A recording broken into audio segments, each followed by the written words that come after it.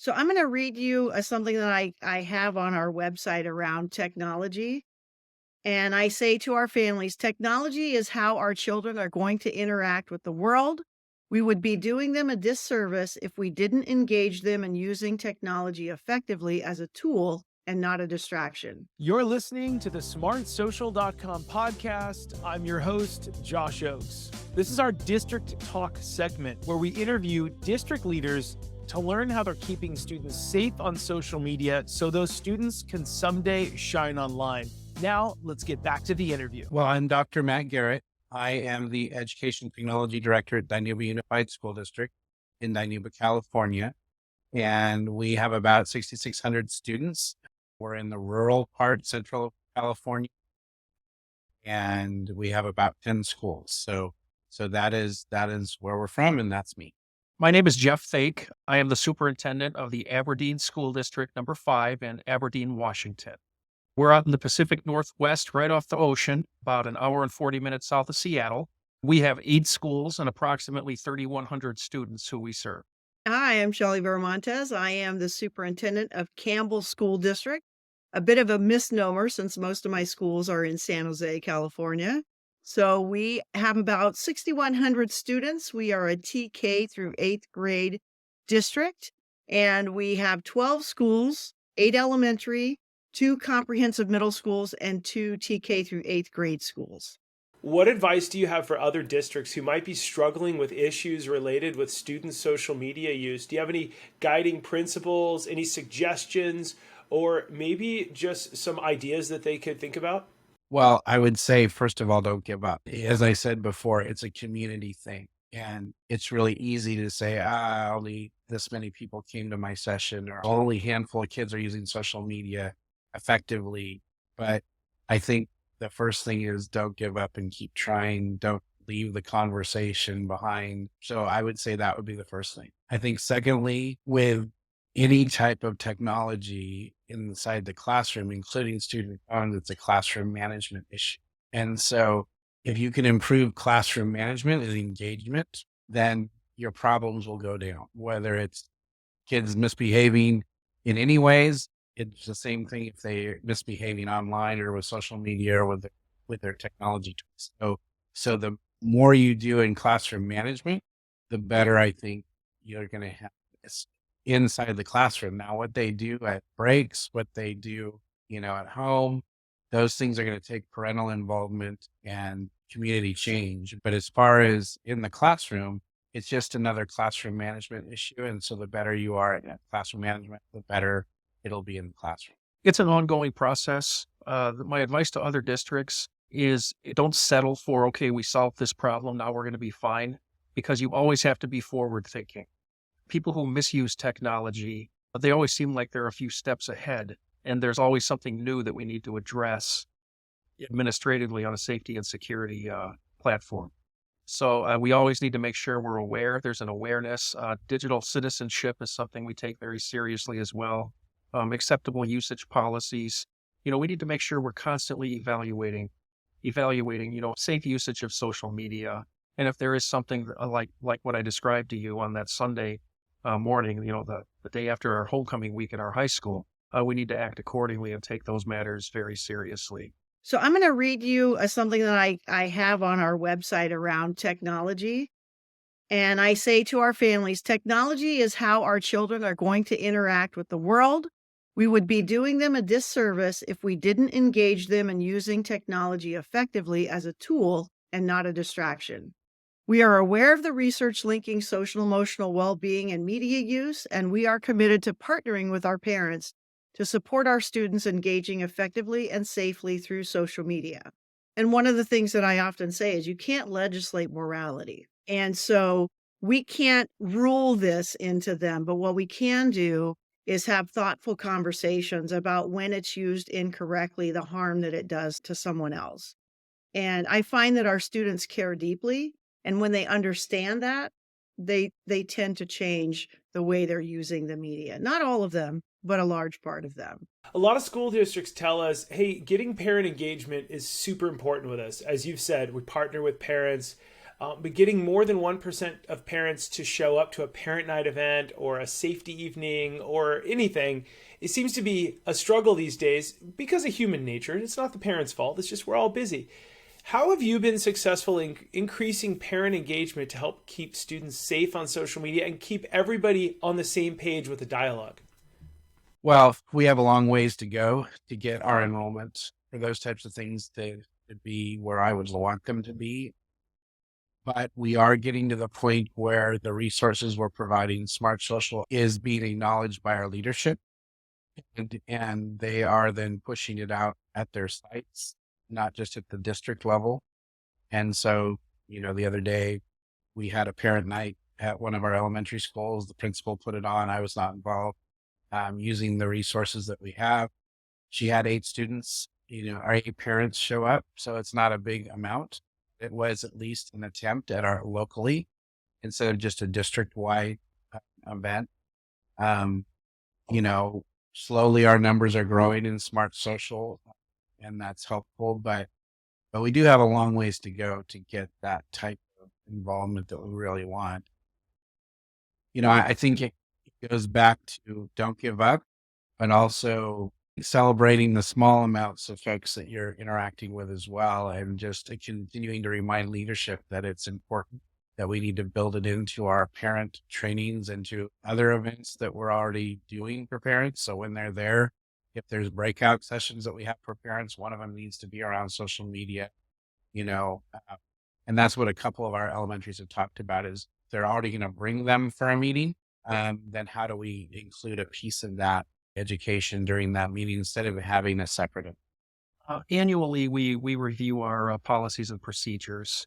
I think we do a good job with surveys and eliciting feedback between Panorama, SurveyMonkey, Google Forms. We're always eliciting feedback to see where our constituents are. We also utilize quarterly climate surveys just to see how things are going, what's working and what's not, and what best practice research information are we using to review? To implement and solve the problem and address whatever it is that we working on. And how do we capitalize on what's positive? We really try to engage our parents and families and elicit as much feedback as we can in these areas. I think we do a pretty good job of it, just from my short time in the district. Well, I think one of the things that the COVID pandemic, the school closures taught us is Zoom is a very effective way for our parents to engage with us.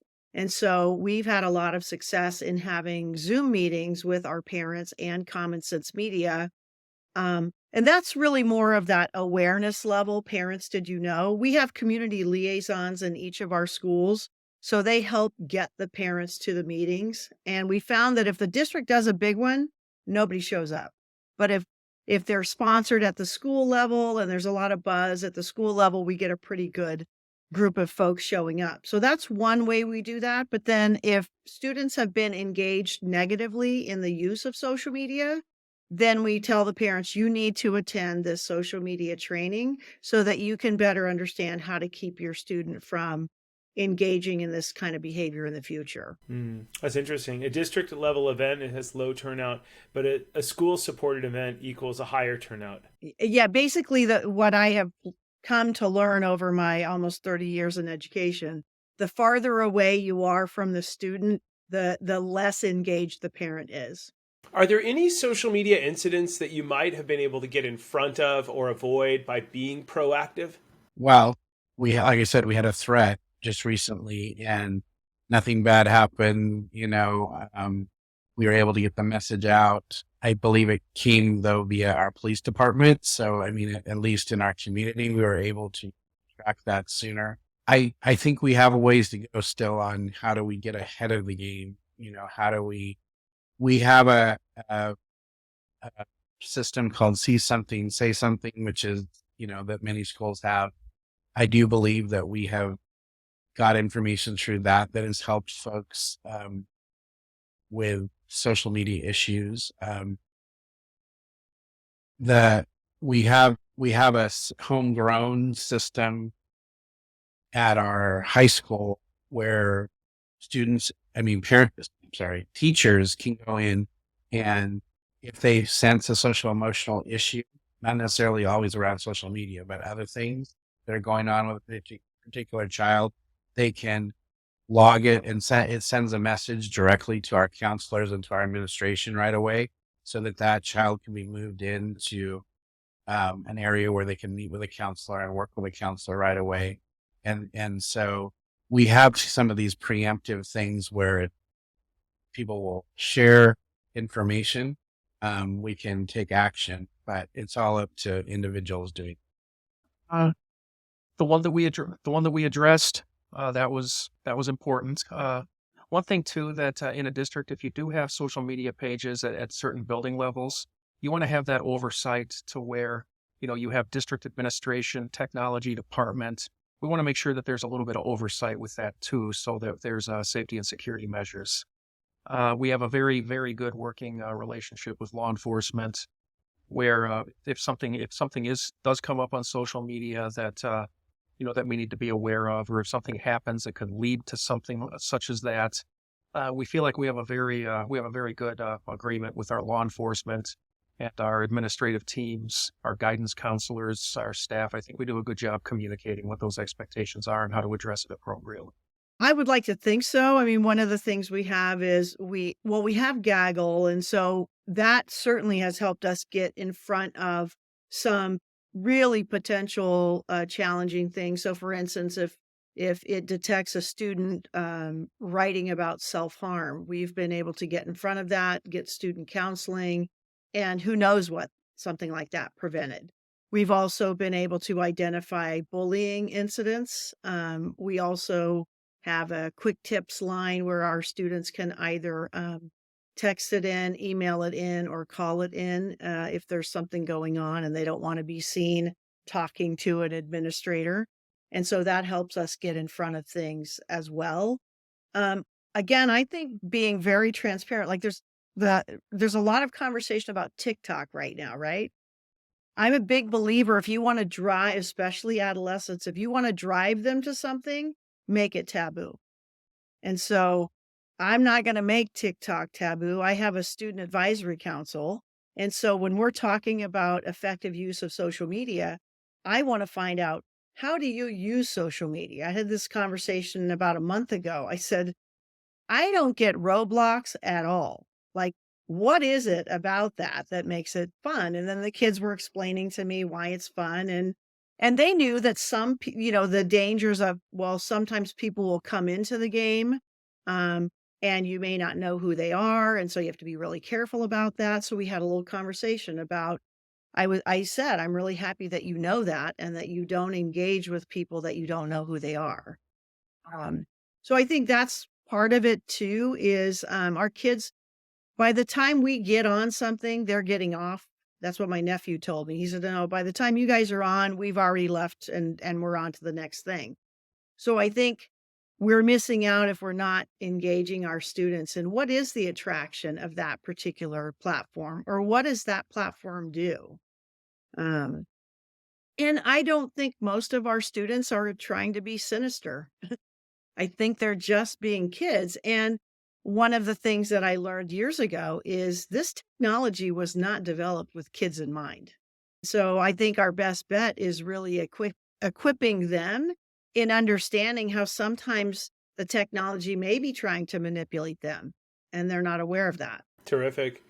My last question for you is, how can educators and administrators work together to create a culture of digital safety and responsibility in their schools? And what role do you believe parents and students play in the process? Well, here again, I go back to our digital learning plan that we've constructed, and that has been board adopted and has these grade level expectations that were influenced by both parents, teachers, students. Not huge amounts, but we had multiple forums and surveys and things to get input into. So for us, I think continuing to work that plan, continuing to bring resources to teachers, continuing to, bring resources to our parents. Those are the things that I think are going to move us forward over time. And just acknowledging that it's an issue whenever we can. I mean, it seems like it's really easy for us to hide it or act like it's not an issue, and so I think through the various opportunities that we're doing, we need to continue to keep it forefront. Yeah, I think there has to be ongoing dialogue. Parents, I think, need to be educated as well, because their kids are a lot more well-versed than parents are in a lot of cases with how to use technology, how to get around, filtering, security measures. These always have to be ongoing discussions. Parents are our partners when it comes to educating our students. Student voice is also something that's very important to us. We want to make sure that our students are aware of that. Yes, I mean, there's an appropriate way to use technology, and there's inappropriate ways to use technology, and there's consequences and ramifications for your actions if you're using it inappropriately. These are ongoing discussions, and every year when we review our policies and procedures, in a culture and an environment of continuous improvement, we want to make sure that we're staying on top of these matters on an annual basis or on an as needed basis at the bare minimum. Well, I think this is an ongoing problem. I didn't have these tools when I was in school. Many of our teachers did not have these tools when they were in school, and our parents didn't have phones in their pocket when they were in 8th grade. So everyone's trying to understand how to use this productively and harness it in a way that the tools actually make things better rather than complicate. And something as simple as, when I was a principal, my goal was, if a kid got into some mischief, I wanted to get to the parent first. So they would hear my version before hearing the student's version. That's not possible now, because the student has usually called the parent before the student even gets to the office.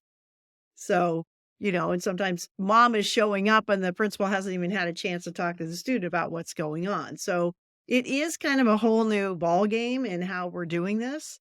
Again, I think we just have to figure this out together. That's why I'm kind of proud of our approach to innovation. Innovation takes what many perceive as a challenge and says, where's the opportunity here? And where's the pain point? What's one or two things I could do to make this less painful?